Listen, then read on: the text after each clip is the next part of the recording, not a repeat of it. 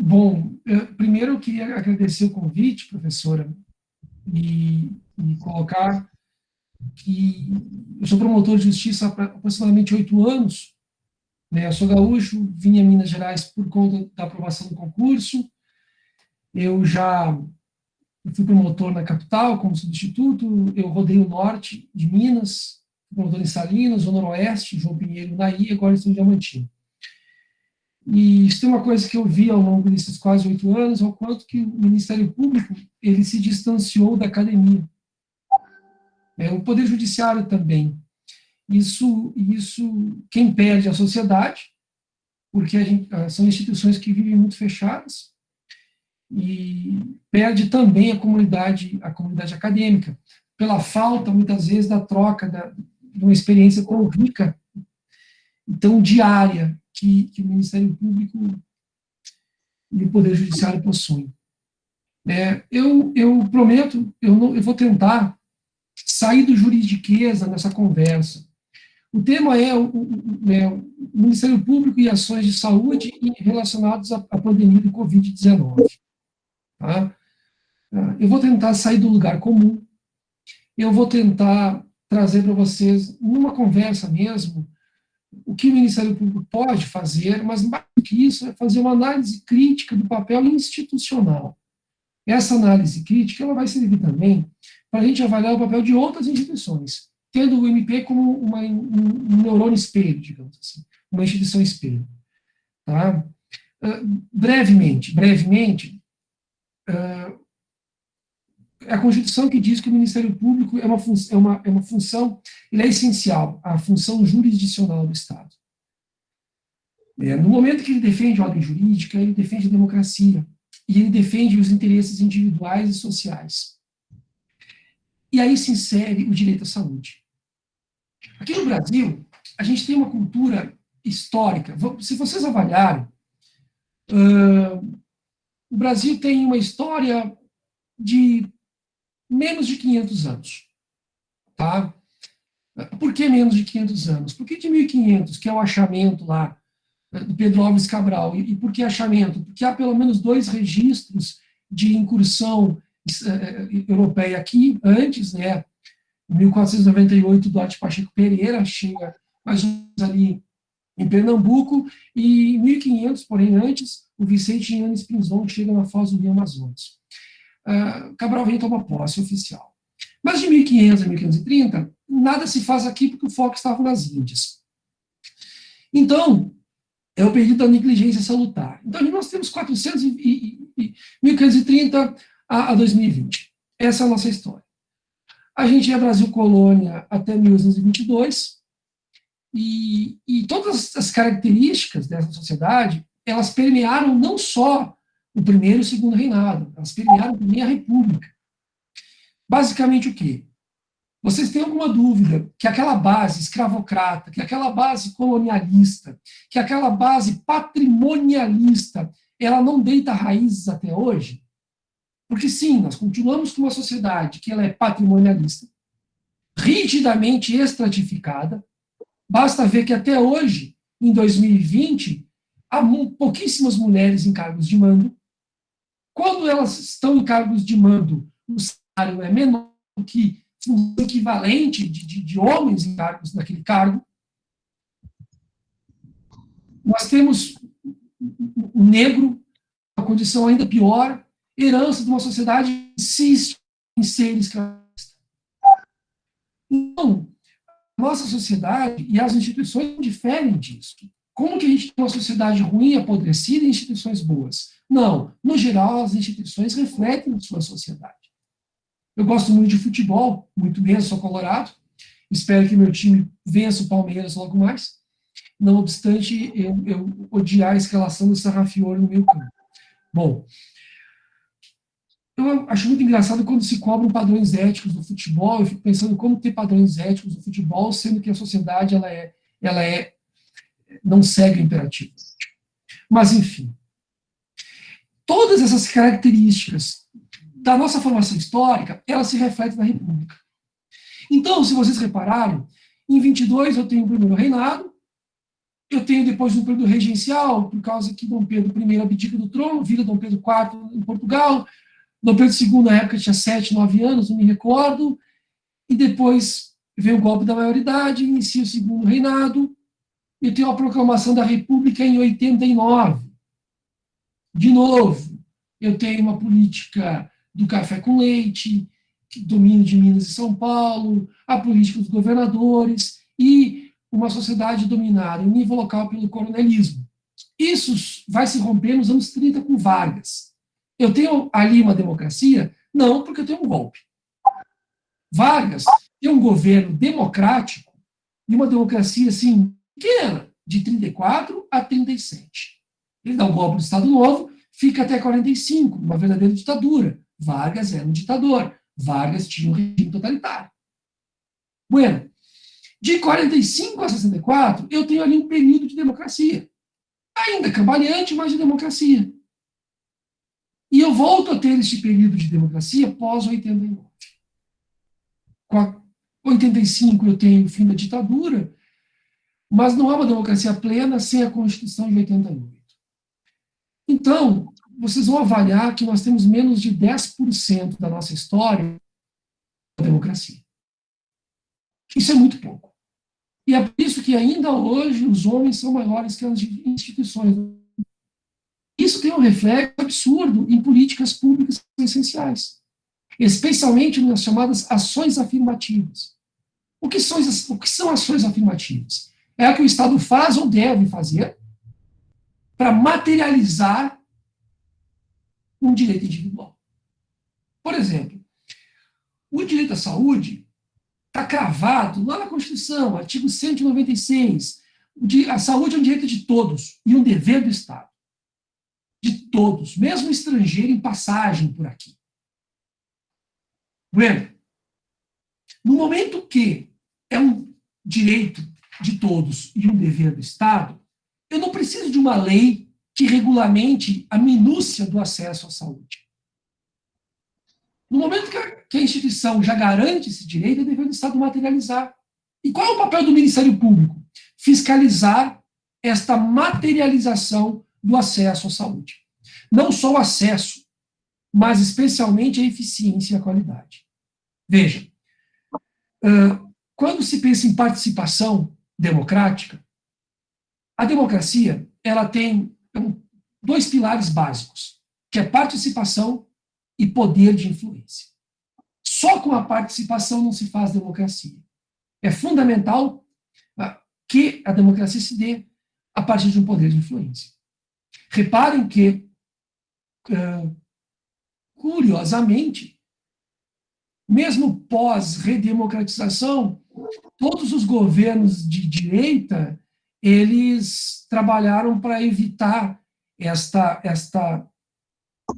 esse poder de influência da população no regime democrático. E isso não se reflete só em urna, em eleição, em outubro, que agora vai ser em novembro, isso se reflete na política pública do dia a dia. Isso se reflete num distanciamento absurdo que o brasileiro tem com a República. Isso se reflete no maior déficit deste país, que não é de saúde, não é de educação, não é de segurança pública, é de cidadania. Este é, sim, o maior déficit deste país. Muitas vezes potencializado por um péssimo, nenhum investimento em educação ou total descaso em relação a ela. Bom, gente, no Brasil, até a Constituição, vigorava o famoso INAMPS. INAMPS. Eu sou nascido em 82, ainda peguei o INAMPS, embora não tenha lembrança alguma. Os pais de todos aqui viveram a época do INAMPS. O que era isso? Era um plano de saúde, um rascunho do SUS, que garantia acesso à saúde para quem era trabalhador com carteira assinada. Todos os demais e os trabalhadores rurais estavam excluídos disso. E era um acesso à saúde também muito precário, muito diminuto, né? Mal comparando com o acesso à saúde no Rio de Janeiro hoje, no município do Rio de Janeiro. Aliás, que triste sina vive o Rio de Janeiro, né? Se vocês repararem que pós-redemocratização, salvo engano, todos os governadores foram presos. Né? E eu sou obrigado a ver que uma série de funcionários de cargo em comissão são contratados, nomeados pelo Marcelo Crivella para impedir que a imprensa faça o seu trabalho em razão da precária condição de saúde do município do Rio de Janeiro. Vocês devem ter acompanhado na imprensa os guardiões do Crivella. Isso dá o tom. Esse episódio recente, o episódio daquela menina anos a fio estuprada por um parente, em que se buscou negar um direito básico, que é a interrupção da gravidez, prevista em lei, inclusive, dão um tom, dão uma medida do nosso contexto do país hoje. Voltando ao SUS. O SUS, queridos, ele é o maior plano de saúde do mundo. O SUS, ele garante para 150 milhões de pessoas todo o acesso à saúde, da vacina ao transplante. Eu li semana passada que o Jeff Bezos, o dono da Amazon, foi o primeiro homem que ultrapassou uma fortuna de 200 bilhões de dólares.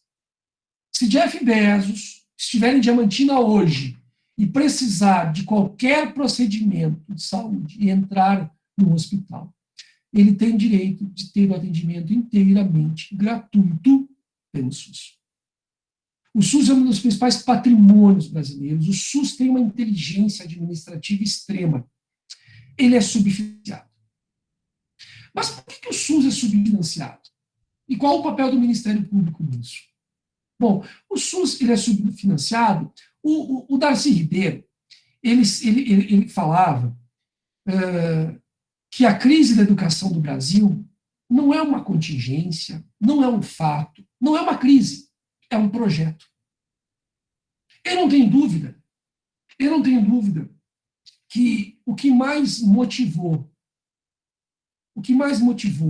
a despeito de casos de corrupção denunciados, julgados, eu não vou entrar aqui no mérito do julgamento, que para mim foi parcial, a despeito de atos de corrupção, seja do mensalão, seja da famigerada Lava Jato, é visível que os denunciados foram processados, punidos e presos. Eles cumpriram pena.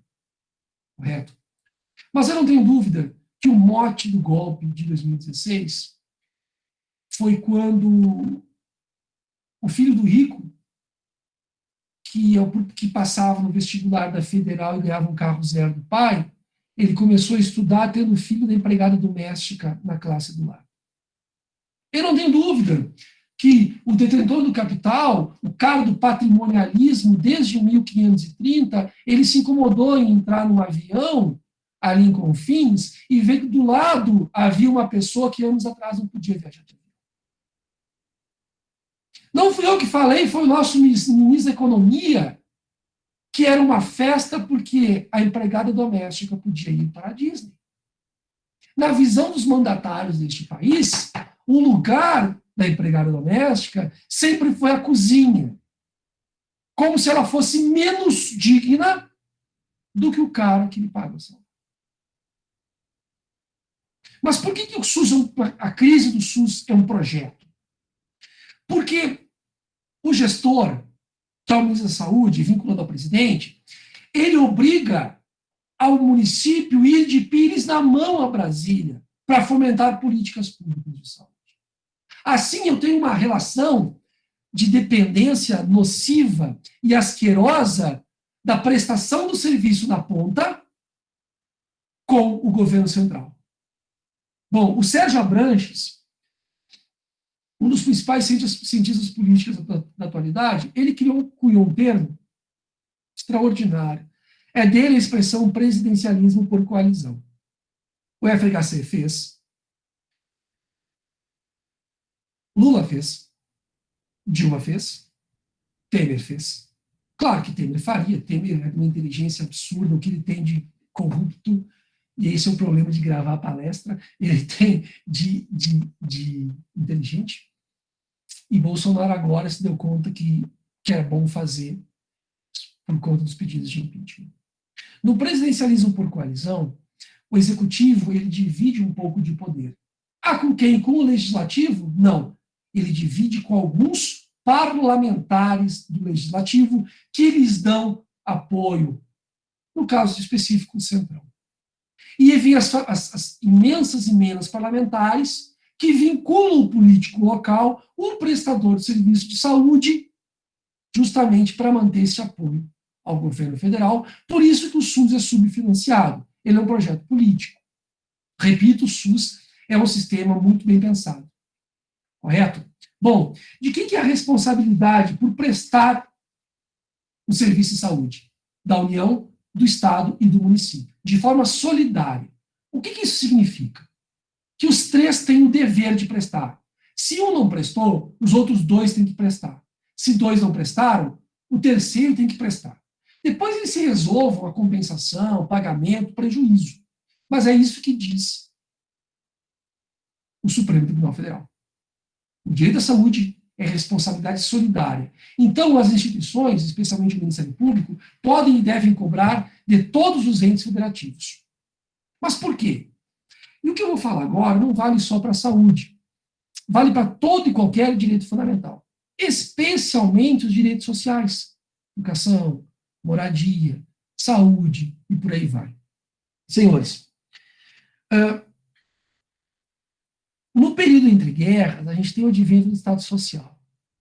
É a primeira vez que direitos sociais entram numa Constituição, que é na Constituição do México, de 1917, e na Constituição de Weimar, na Alemanha, em 19. Bom, o que é a Constituição? Pense no sistema solar. A Constituição é o Sol. Os códigos são os planetas. Isso é uma teoria de um jurista argentino, o Ricardo Lorenzetti. Ele fez uma teoria que, para mim, é muito mais inteligente que a supra-infra-ordenação do Hans Kelsen. Eu sempre sugiro, para quem sofre de insônia, ao invés de tomar aqueles remédios faixa preta duríssimos, que, além de tudo, viciam, trazem dependência, leiam Hans Kelsen. Vocês vão ver que não há insônia que Hans Kelsen não supere. Não há. 50 páginas de Hans Kelsen, tu vais dormir de uma maneira angelical. Bom, a Constituição é o Sol. Os planetas são os códigos que gravitam ao redor do Sol. As leis são os satélites naturais que orbitam ao redor de um planeta e ao redor do Sol. Para quê? Esta vis atrativa, ela revela o quão importante é uma Constituição numa ordem jurídica. Tem um italiano, Gustavo Zagrebelsky, que ele fala que a Constituição não é aquilo da onde tudo emana, mas para onde tudo converge. Eu vou dar um exemplo. Não sei se está alguém do direito aí e tal, mas se tiver, o sujeito vai estudar o Código de Processo Penal. Nosso Código de Processo Penal, ele é da época do Estado Novo, do Vargas, uma ditadura. Ele foi inspirado no Códice Rocco italiano, da época do Mussolini, que, por sua vez, copiou o Código de Napoleão. Se eu pego o nosso Código de Processo Penal e eu aproximo ele da Constituição, muitas das coisas repelem. Este é o papel de uma Constituição. Dá a medida, dá o direito e garante um meio de resguardar esse direito. Bom, gente, vou pegar o caso do Covid. No momento que a Constituição diz que a saúde é um direito de todos, ela automaticamente vincula União, Estados e municípios a prestar o serviço. Ela materializa, diz, olha, Estado como um todo, lato sensu, tu tens que materializar o direito à saúde. Em relação ao Covid, uma rápida retrospectiva. Vocês acham que o Brasil fez um trabalho adequado? Ou está fazendo? Eu tenho certeza que alguns vão lembrar do ministro Henrique Mandetta. Né? Se vocês forem para o Google, vocês vão ver que é outro golpista. Tem fotos dele com a plaquinha, tchau querida, e tal, e agora posa de democrata. Bueno. O Brasil teve o privilégio, de ver o que aconteceria conosco com meses de antecedência. O Brasil teve pelo menos 45 dias para se preparar para a pandemia do Covid-19. Surge lá em Wuhan, na China, depois se espalha, especialmente pela Europa. Engraçado que, reparem que a África não existe, né? Nós não recebemos informações sobre a pandemia do Covid-19 na África. Impressionante. Bom, isso dá o tom. O que eu quero dizer é o seguinte: o Brasil teve chance de se preparar. A gestão do ex-ministro Henrique Mandetta foi boa? Não, foi péssima. Foi péssimo. O que ele fez de bom foi empenhar muito dinheiro, que chegam aos municípios que não sabem o que fazer. Eu dou um exemplo concreto. Diamantina recebeu recentemente 12 milhões de reais. Ah, mas o dinheiro de Diamantina? Não. É da macro-região de saúde. O estado de Minas Gerais, assim como o resto do país, ele é dividido em macro-regiões de saúde. Correto? A nossa macro chama Jequitinhonha, a sede em Diamantina. Uma macro é composta de várias micros. Nós temos 4 micros. Araçuaí, Capelinha, Cerro, Diamantina. As 4 micros formam uma macro de 34 municípios, 412 mil habitantes, aproximadamente. Esse recurso é para investir na macro. Aí eu te pergunto, há uma análise gerencial desse investimento? Não. A quem cabe fiscalizar? O Ministério Público. Não só fiscalizar. Cabe propor as ações afirmativas. Eu vou dar um exemplo. Quando, em fevereiro, antes do caldo entornar, o MP, através da minha promotoria, nós chamamos a universidade, e aí a universidade tem um resultado excelente, excelente. A universidade atua diretamente nas ações aqui no município, na questão do Covid, em variadas frentes. E aqui eu deixo o meu agradecimento à professora Ana Paula, ao professor Giovanni, e ao professor Danilo, do LEAC. Nós corremos para fazer o quê? Para habilitar o laboratório da universidade para fazer testes. Por quê? Porque o Brasil é um dos países democráticos que menos testa no mundo. As explicações são óbvias. No momento em que a gente tem um mandatário maior com o quilate que a gente tem, que afirmou em rede nacional, amparado pelo Osmar Terra Plana, e o sujeito é gaúcho, esse desgraçado ainda, né? Enfim, que o Brasil era só uma gripezinha, que o Brasil teria menos mortos do que o H1N1, tu já tem o tom de como vai ser a resposta da União em relação ao Covid-19. Quando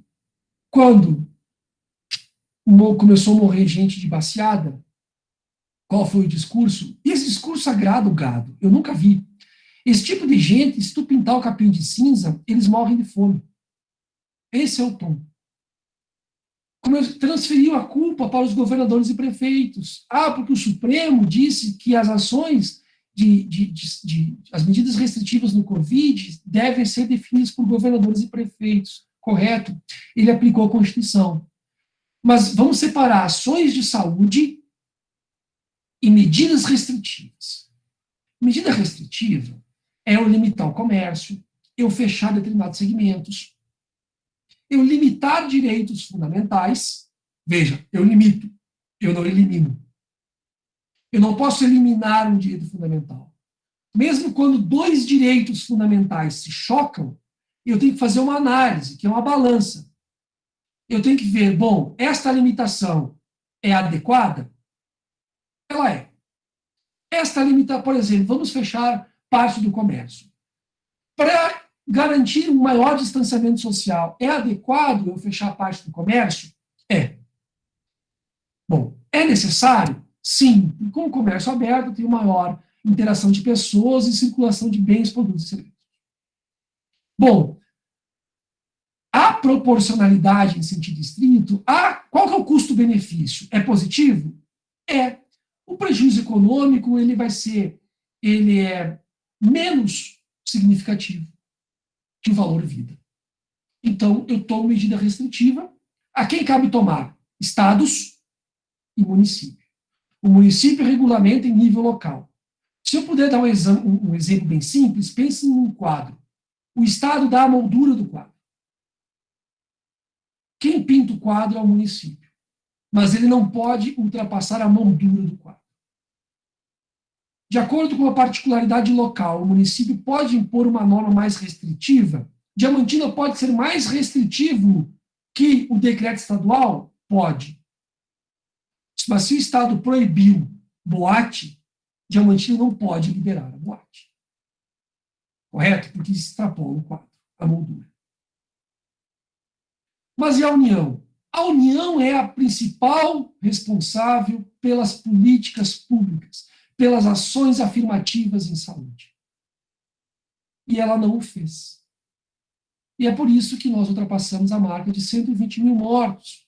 Professora Ana Paula, eu conversava com amigos meus da história e eu colocava que eu tinha certeza que o governo acabaria quando o Brasil batesse 100 mil mortos. Todo mundo lembra a comoção que estava aqui quando a Itália registrava 1.000 mortos por dia. Vocês vão lembrar do quão foi falada aquela missa que o Papa Francisco rezou sozinho na Praça São Pedro. Ou que o Andrea Bocelli foi cantar sozinho na Catedral de Milão e depois o Bocelli se mostrou negacionista. O Brasil trata a morte como um CPF. Morreram 120 mil CPFs. Essas pessoas não parecem que não têm família, não têm história, não representam nada. A cobertura é cada vez menor e o interesse também. Bom, e o Ministério Público? Afinal de contas, é o raio do tema da palestra. Em nível local, rapidamente, o Ministério Público buscou o quê? Primeiro, uma atuação preventiva, de medidas que garantissem o distanciamento social. Se buscou reduzir atividades, fechar outras lá atrás. Isso se mostrou um efeito até positivo. Os números de Diamantinas per capita são números bons. Bons mesmo. Bom, além disso, vejam, o estado de Minas Gerais tem a pior testagem da federação. O pior. Nós somos o estado que menos testa. Por quê?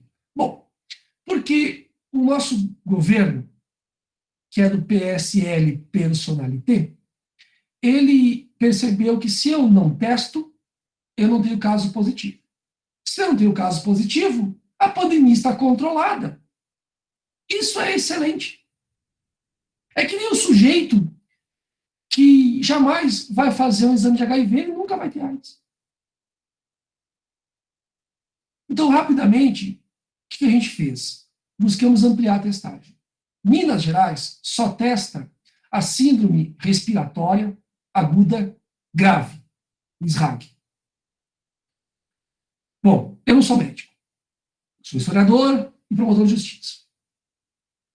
Não tenho doutorado com o professor Ana Paula e o professor Giovanni. Estou terminando o mestrado, esperem engatar o doutorado na sequência. Mas eu confesso que eu queria doutorado na área da história, que é mais divertida que o direito, sem dúvida.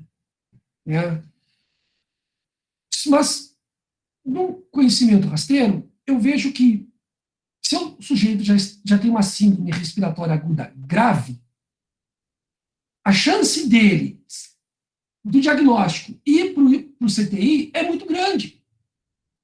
O que nós fizemos aqui? Fizemos um acordo, hoje, com mais de 15 municípios dos 34, acreditem, houve prefeitos que recusaram o acordo, para testar toda a síndrome respiratória. Como funciona isso?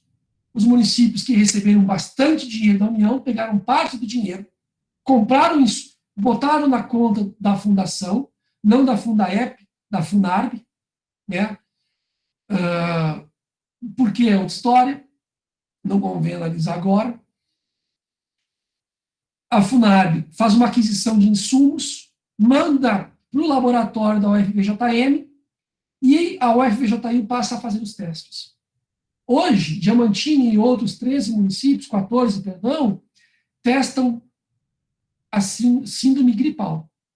Dos 3 sintomas, se tu tiveres um sintoma, tu pode procurar o posto de saúde que tu vai ser testado. Com isso, a resposta é muito mais rápida. Com isso, o sujeito não evolui ao ponto de ir para o CTI.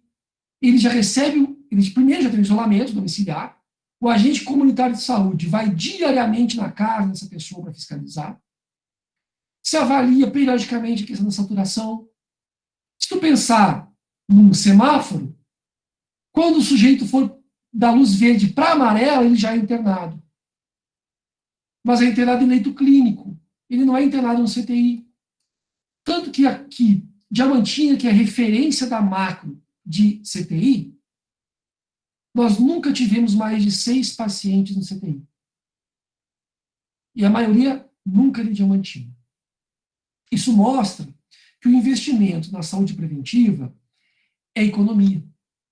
Se vocês se ligarem no Hermes Pardini, que vende o teste privado mais barato, ele vai vender o teste para vocês por R$390. A universidade testa a 70. A R$70 é o custo. Correto? E mais, todo ganho de saúde pública, seja nos hospitais, seja nas melhorias do laboratório, é um ganho que vai reverter para a população e é um ganho duradouro, um ganho permanente. É por isso que eu sou contra os famigerados hospitais de campanha, os hospitais de lona. Eu trabalhei na Força Tarefa de Brumadinho ano passado. Eu fui a Brumadinho no dia do rompimento e lá fiquei. E não foi só Brumadinho, foi toda a bacia do Rio Paraupeba. Não foi um desastre, não foi uma tragédia, foi um crime. Tá? Um desastre ambiental é um terremoto. Né?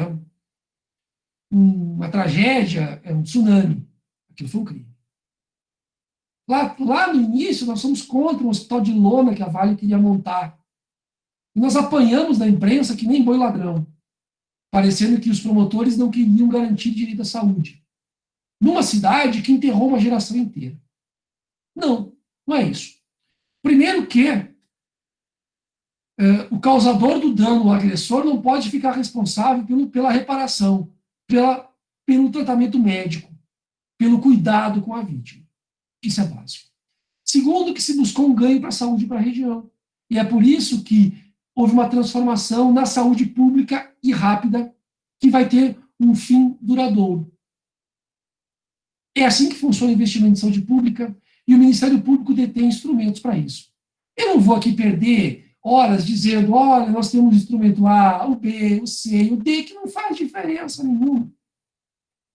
Mas o que eu posso dizer para vocês é que há uma diferença substancial do Ministério Público na ponta para o Ministério Público no topo.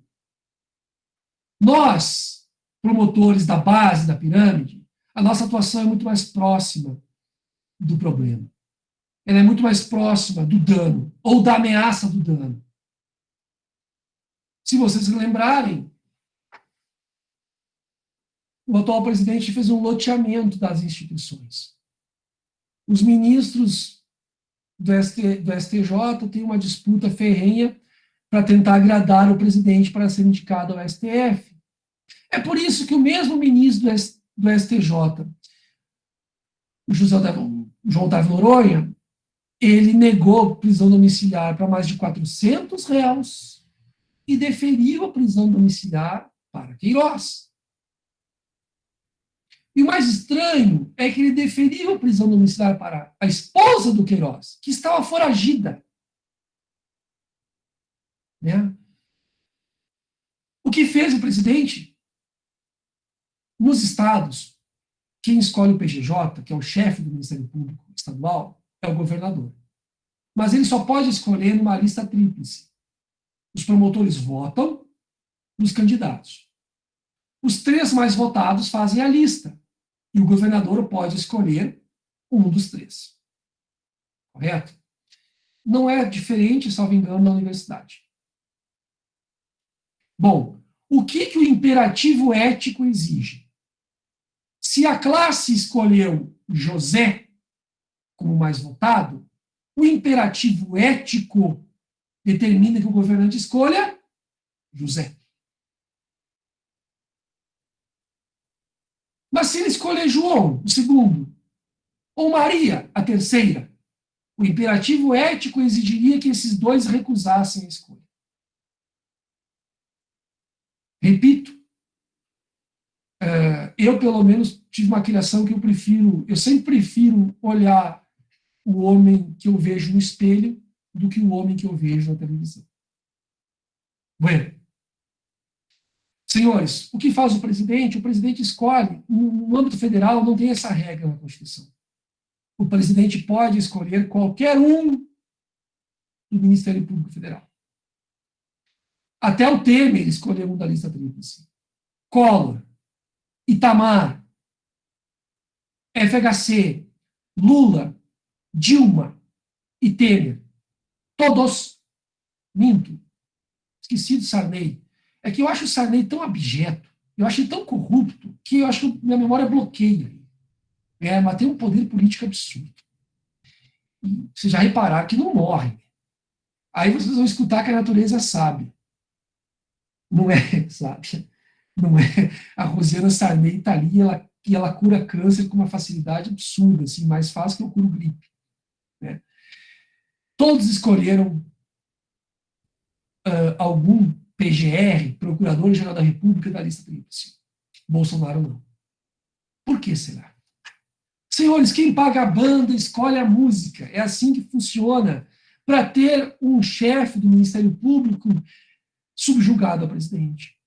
É por isso que esses desmandos do governo federal na área da saúde, especialmente na pandemia, passam impunes. Não há devida fiscalização, não há o devido rigor, não há o devido enfrentamento pelo Ministério Público Federal. Portanto, senhores, eu encerro a minha fala, peço perdão por me alongar, colocando para vocês que o direito, o principal papel do direito é ser contra-majoritário. Por quê? A maioria já tem a força da maioria. O direito existe para resguardar a minoria. O direito existe para ser contra-majoritário. O direito existe para mudar o status quo. O direito existe para ter um papel de desconstrução, não do Estado, mas de uma tradição mercantilista, de uma sociedade estratificada, escravocrata, machista. E eu finalizo, e já passo a palavra à professora Ana Paula, lembrando um conterrâneo da maioria de vocês, nascido em Itabira, Carlos Drummond de Andrade, quando ele disse, uma pequena poesia, ele disse: quando eu nasci, um anjo torto desses que vivem na sombra chegou e disse: vai, Carlos, ser gauche na vida. Gauche vem do francês gux, que é torto, canhestro. Queridos, sejam canhestros na vida, sejam tortos. Ou, para quem gosta de Cordel do Fogo Encantado, tem uma música chamada Foguete de Reis. Linda música, linda. Ela fala: boa noite, senhor e senhora, eu cheguei agora, me presta atenção. Neste mundo de fome e de guerra, o santo da terra tem calo na mão. Gente, obrigado pela atenção. Professora Ana Paula, contigo.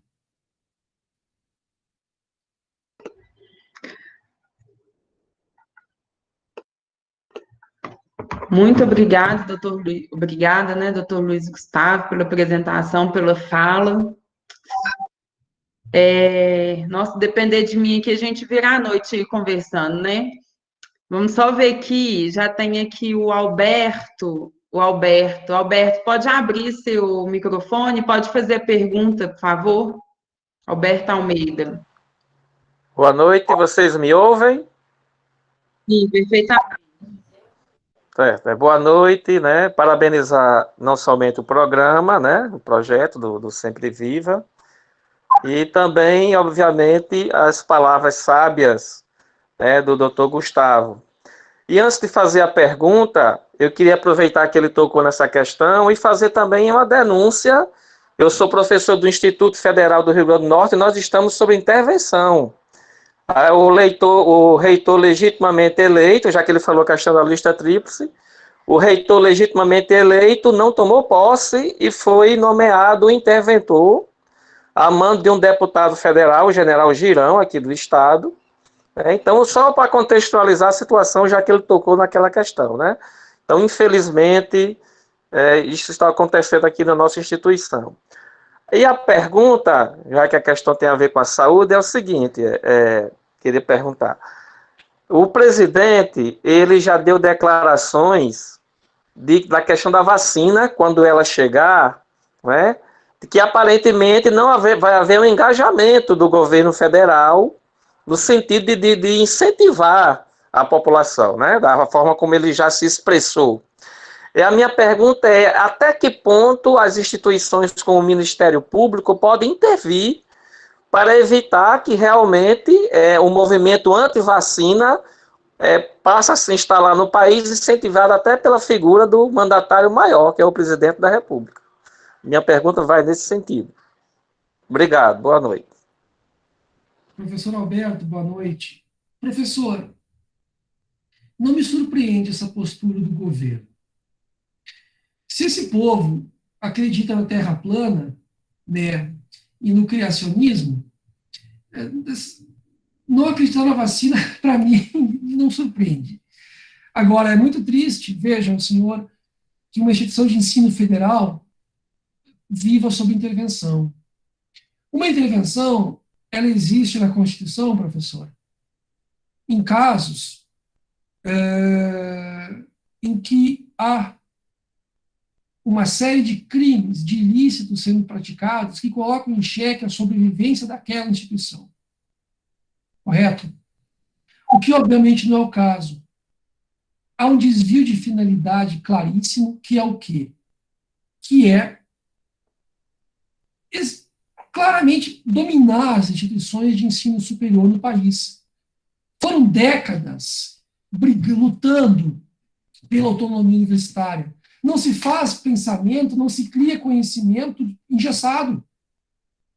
A autonomia e a liberdade de pensamento são próprios da produção de conhecimento. Então, é lamentável, professor, que a sua instituição de ensino esteja sob intervenção. Né? Via de regra, essa intervenção é motivada sempre por algum político abjeto da região e é colocado um anencéfalo para fazer como interventor. Vide o Ministério da Saúde. Correto? Bueno. Professor, quando eu fui promotor em João Pinheiro, uma das minhas atribuições era infância e juventude. E eu lembro que havia um casal que se recusava a vacinar os dois filhos. Né? Não era por questões religiosas, não era por questões filosóficas, é porque eles acreditavam na teoria da conspiração, de que as indústrias vendiam a ideia de que tinha que vacinar as crianças. Bom, o que eu fiz? Eu ajuizei uma ação civil pública contra os pais, para que o juiz garantisse o direito das crianças de serem vacinadas. E assim foi feito. Veja, qual é o papel do Ministério Público na questão da vacina? Tão logo seja patenteada a vacina, é dever do Estado disponibilizá-la a toda a população. O papel do Ministério Público é garantir que haja a oferta, primeiro dever, para toda a população. Para toda a população.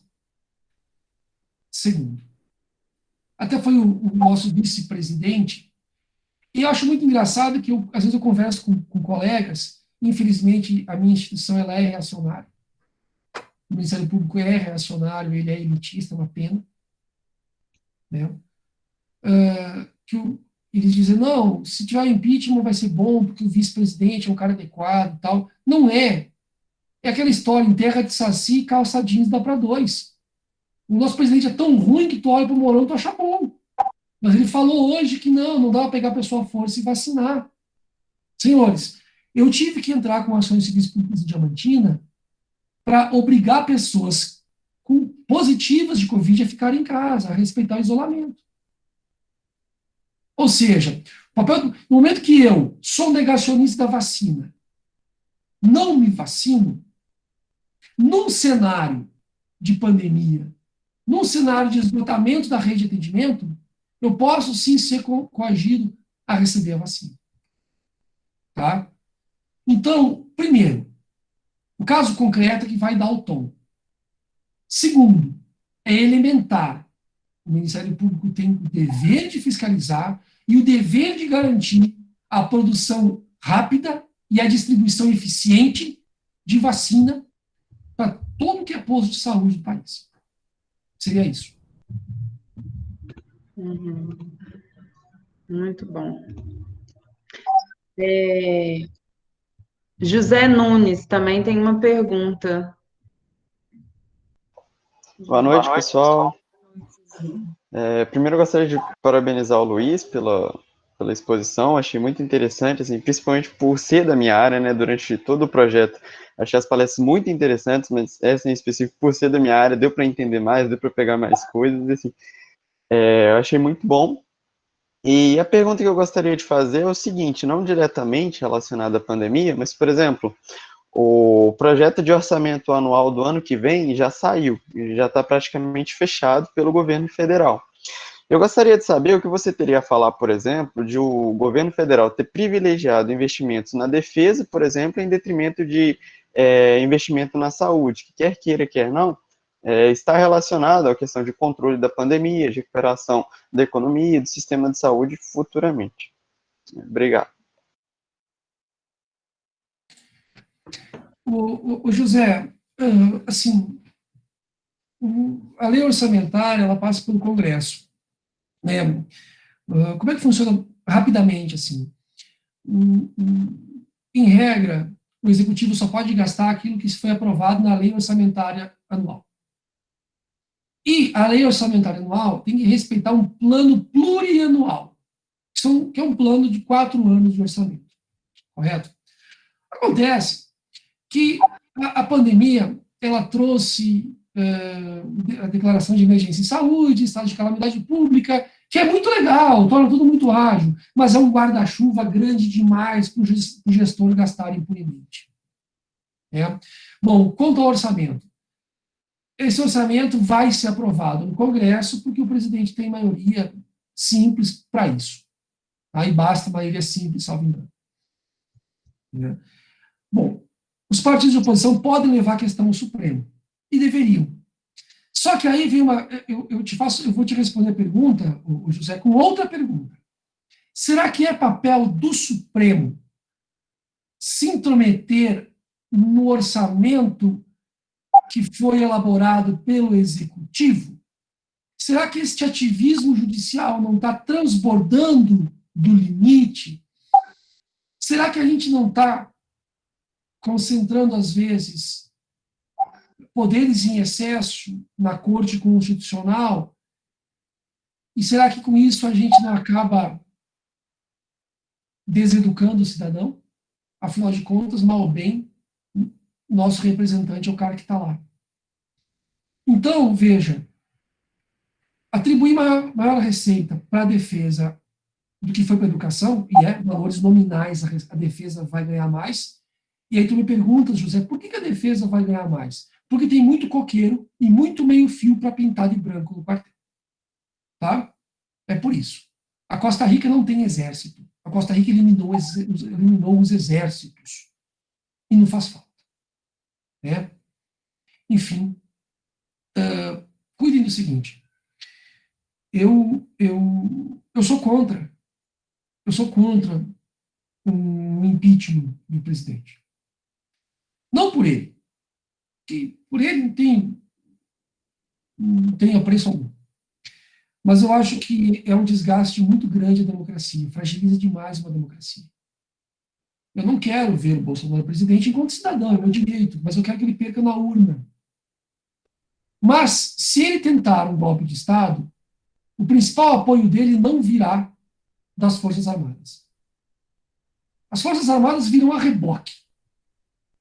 O principal apoio dele virá das polícias militares. As PMs estaduais possuem 500 mil homens no país. O Exército, Marinha e Aeronáutica vão acabar de mim. Mas, enfim, valores nominais por nominais, ele pode colocar maior orçamento para a defesa. A justificativa vazia vai passar no Congresso e o STF nada fará.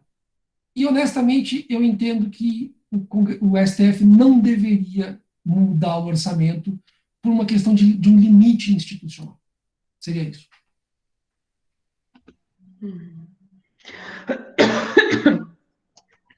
Respondeu, José? Respondeu sim, muito obrigado. Tem muitas coisas, muitos comentários que eu poderia tecer a respeito da fala dele, que eu achei muito interessante, mas, assim, tomaria o nosso tempo, né? Então, eu agradeço aí a resposta do Luiz. Então, tá bom. Acho que não tem mais nenhuma pergunta aqui, não, mas eu tenho alguns comentários, na verdade, assim, né? Quando você começou trazendo a história, né, do Brasil, resumidamente, e aí uma parte, né, falando do direito à saúde, e falando, inclusive, da ligação dos políticos locais com o comércio, com a população, enfim, com os gestores, né? Essa ligação, foi isso mesmo?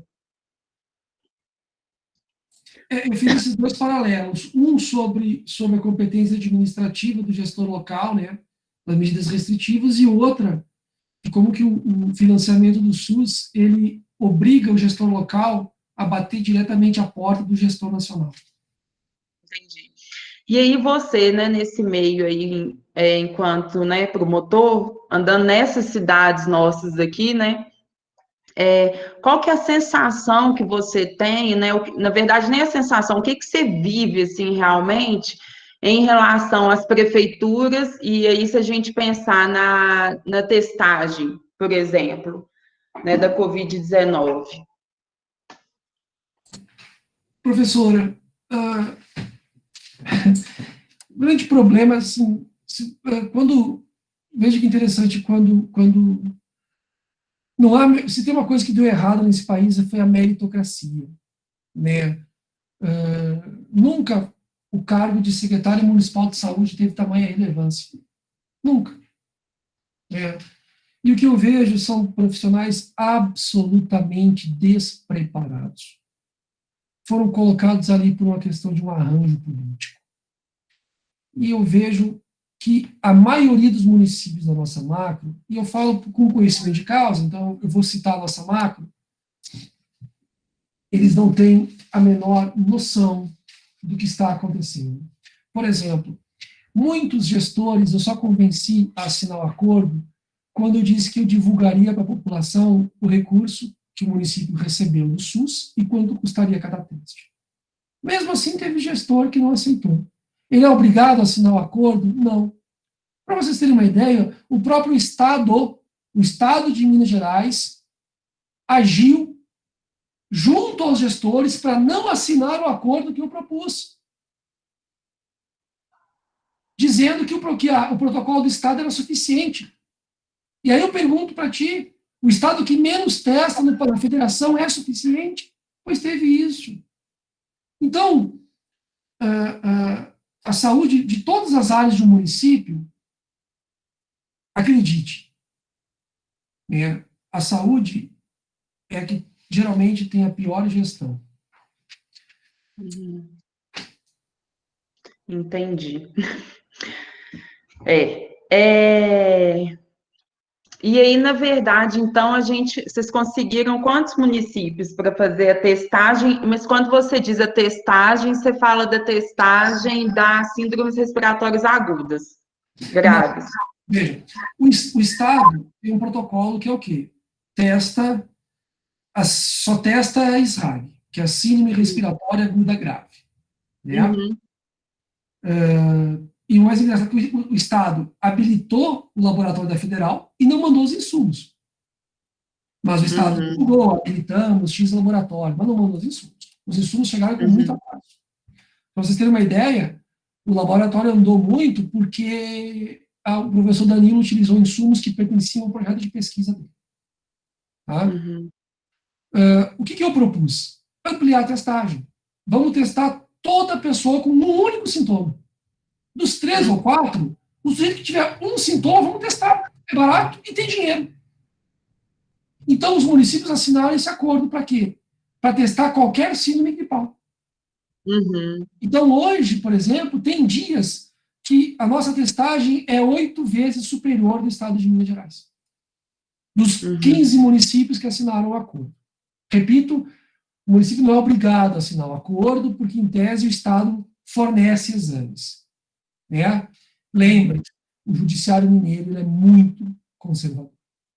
Então, muitas demandas é melhor um acordo nota 7 do que uma derrota buscando 10. Infelizmente, no direito em Minas Gerais, muitas vezes a gente perde o bom querendo o ótimo. Eu prefiro garantir o bom a perder o ótimo. Entendi. E aí, nessa conversa, né, da testagem, né, oferecendo para os municípios, quais são as principais justificativas para não testagem? O que eles falam? Não quer testar por quê? Bom, eu vou te dar a justificativa deles é que não tem dinheiro. Né? Porque a saúde já é deficitária, porque o Estado atrasa repasses. O Estado atrasa repasses, isso é fato. Tá? Mas não falta dinheiro. Eles receberam recursos para a Covid. Mas o verdadeiro motivo que eu pude perceber em centenas de reuniões e audiências é que, se eu não testo, eu não tenho aumento de casos. Quanto mais eu testo, mais casos eu vou ter. Isso é uma obviedade. Se eu não tenho um maior número de casos, eu posso deixar o comércio aberto, a igreja rachando de gente, e por aí vai. Então, há uma pressão, muitas vezes, de setores da própria população, o setor produtivo, igrejas, muitas vezes, para não aderir, não assinar o acordo e não ampliar a testagem. O que é uma irresponsabilidade. A Cleia teve com a gente na semana passada, sabe? E aí foi legal porque ela passou uma visão muito boa do que tem acontecido na macro, e ela deixou, eu até esqueci onde eu anotei, e ela deixou uma preocupação, né, falando dos óbitos daqui de Diamantina, que até então eram 6, né, enquanto ela fez a palestra, e que a maior parte dos óbitos da macro está em Diamantina. Né, foi o que ela passou para a gente, mostrou, enfim. E aí, qual que é a sua opinião em relação à condução, né, a condução do município, né, daqui de Diamantina, durante a pandemia? Bom, em relação à pandemia, né, e por justiça, todos os acordos na área do enfrentamento à pandemia que eu propus ao município, o município aceitou e assinou. Por exemplo, com a pandemia, o nosso problema de saúde continuou na saúde geral. As pessoas não deixaram de morrer de infarto, ataque, câncer, acidente, por aí vai. Então, o primeiro acordo que eu fiz foi de garantir os repasses aos hospitais, os repasses ordinários. Por quê?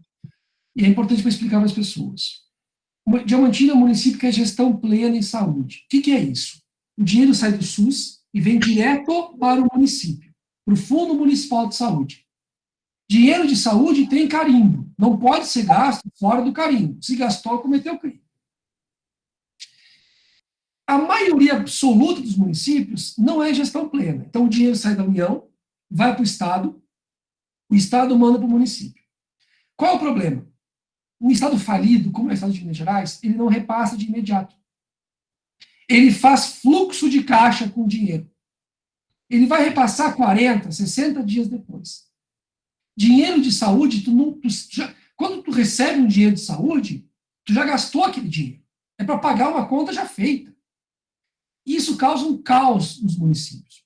Diamantina tem essa BNS, foi um acordo que eu propus anos atrás ao município, 3 anos e meio atrás, que o município se torna gestão plena, o que é um ganho significativo, e desde então o município assinou esses acordos. Bom, eu estava ontem ajudando o colega de Conceição do Mato Dentro a elaborar uma ação civil pública para paralisar a Ângulo América.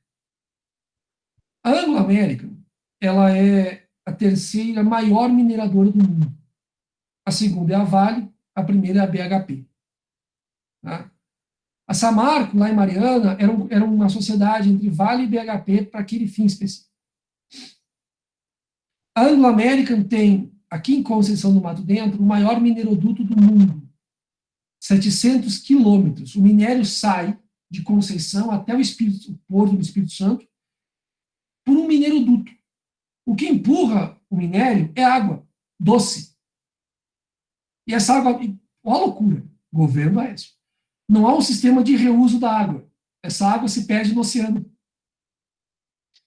Quanto custa por mês para a empresa? R$80 mil. Nada. A quantidade de água que ela usa abasteceria uma cidade de 240 mil habitantes. Bom, Diamantina tinha até ontem, salvo engano, 111 casos. Para uma população de 49 mil habitantes, população estimada para o IBGE para esse ano. 111 casos para 49 mil habitantes. Só a Anglo American já tem, dentro da sua empresa, mais de 630 casos, num município de 17 mil habitantes. O que eu quero dizer?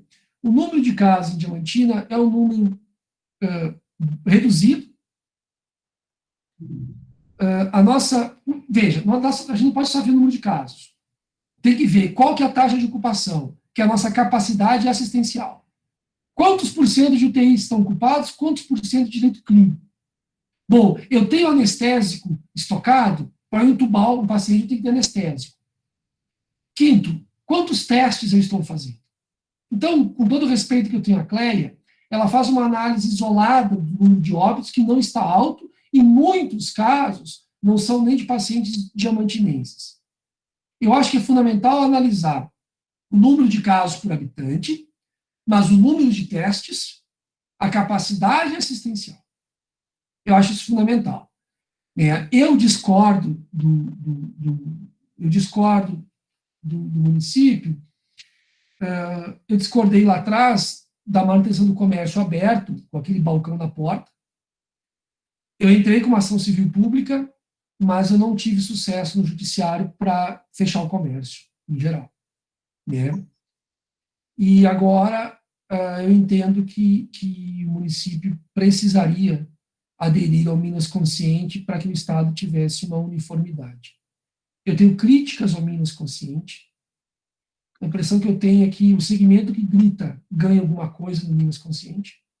Vejam as academias. A academia não estava nem no Minas Consciente.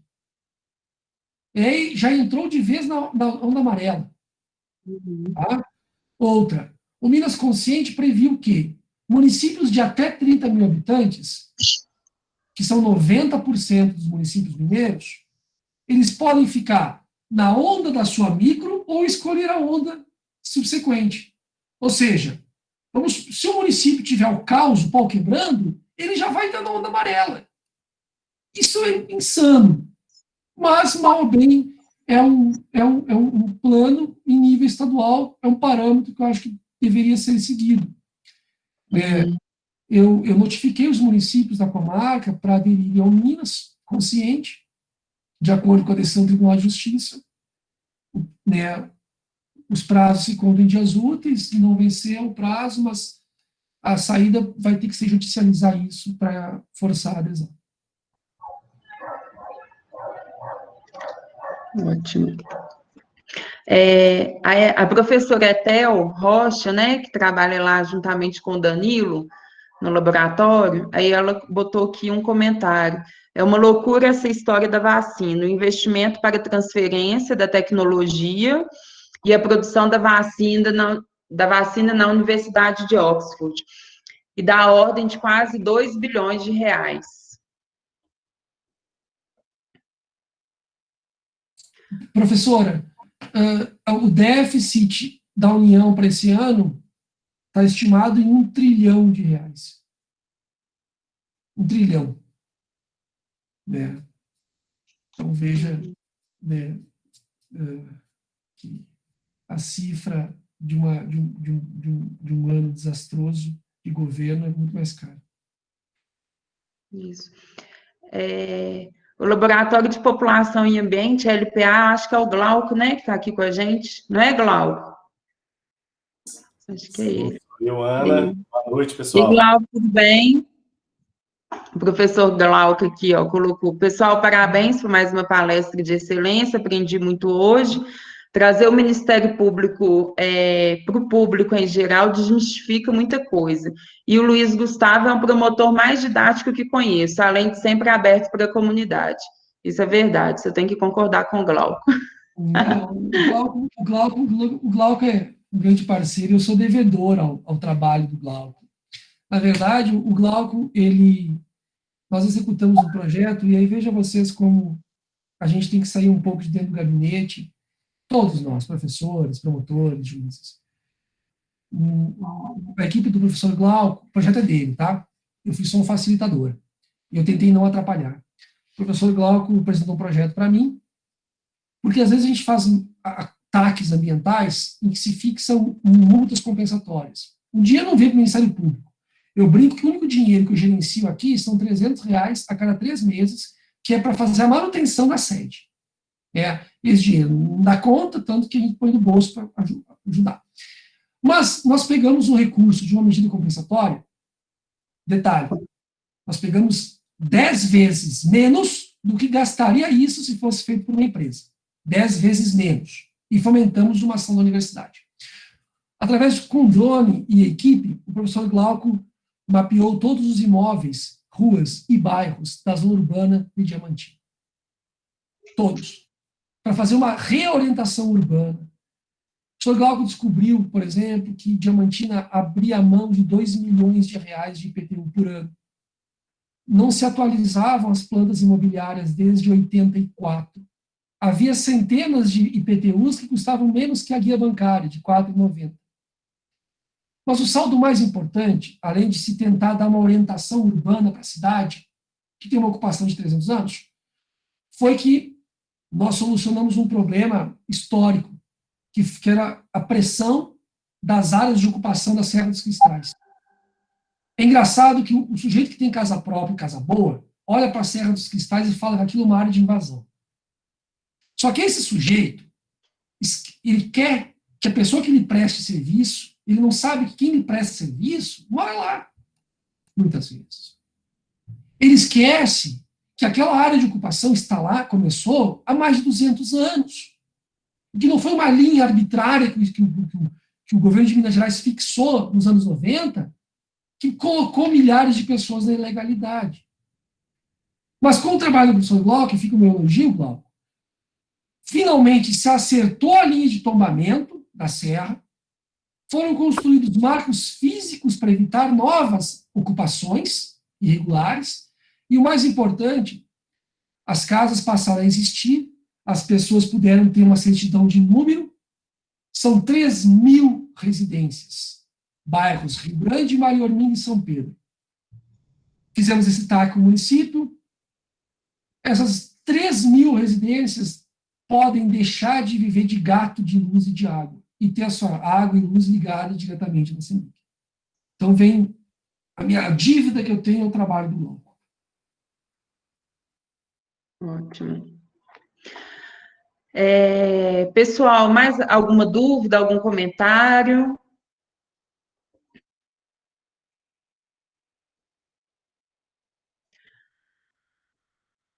Doutor Luiz Gustavo, muito obrigada pela participação, por ter tirado, né, um pouquinho desse tempo nessa correria aí toda, que eu sei que você corre. Muito obrigada mesmo pela participação, pelo aprendizado que você trouxe aqui. A gente veio numa onda de todo mundo da área da saúde, né? E aí sempre tem as questões, né, ligadas ao direito, à sua área, que a gente acabavam ficando suspensas por desconhecimento.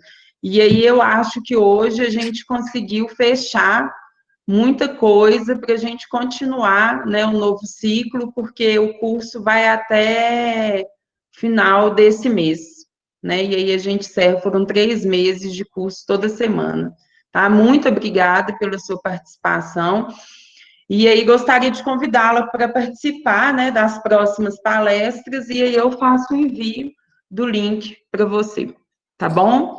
Obrigado, professora. O prazer é todo meu. Obrigado pela paciência de todos. Até a próxima. Um abraço, gente. Boa noite e até semana que vem. Boa noite.